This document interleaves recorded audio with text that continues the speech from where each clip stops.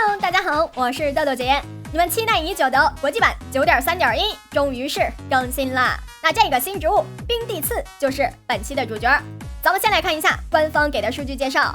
1级的冰地刺150阳光，冷却时间5秒，伤害10点，是寒河家族的植物。有了寒河的强化之后呢，伤害会升到65点。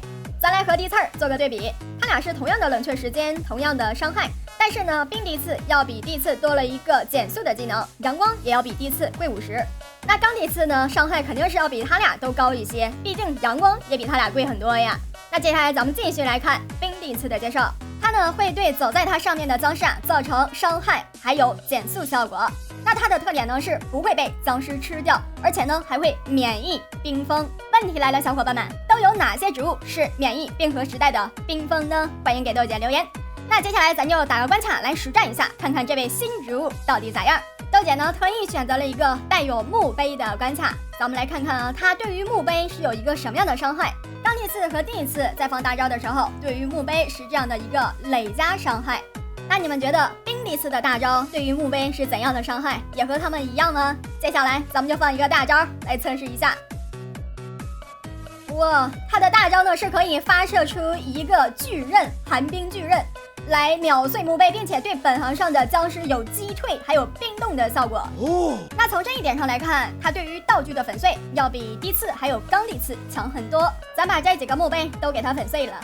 再来看普僵啊，1级的冰地刺对付这些普僵呢是一个就基本上可以搞定。那火把僵尸遇到它呢，和寒冰系的其他植物一样，直接灭火。Nice。那以后在对付火把僵尸时，咱们是又多了一个帮手。大家有没有注意仔细看啊？这个放过大招的冰地刺，它的形态会发生变化，身上多了一层刺儿，这个对于僵尸的伤害应该也是有所增加。巨人僵尸登场，看看它对于巨人僵尸怎么样。可以看到啊，可以对巨人造成减速还有伤害，但是巨人会砸它呀。咱们放个寒河来强化一下，寒河一上，伤害立马飙升啊。不过对于巨人，咱还得靠大招来对付它。说到大招呢，这里边也有一个小细节，比如说我给最左边的冰地刺放个大招，大家看它这个齿轮啊，走到右数第2格就消失了。那给中间的冰地刺放个大招呢，它这个齿轮是可以直接划出花园的，对于僵尸的击退距离也是不一样的，所以大家在用它的时候呢，要注意一下这一点。冰地刺它是一个辅助性的植物，所以咱们在用它打关卡的时候，基本上也不会把它种在最左边最后一格的。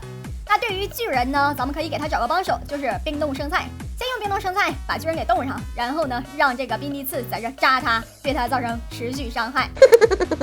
那他的技能呢，基本上就是这些。对于普僵还可以，对于血厚的僵尸，那就得靠寒河来帮忙了。大招可以粉碎障碍物，这一点还是不错的，是其他2个地刺做不到的。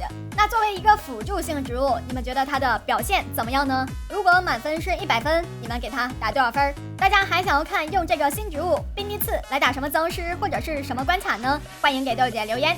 喜欢看豆姐视频的小伙伴呢，也记得加个关注，不迷路，长按点赞支持一下。那这一期视频呀就到这里，我们下期见。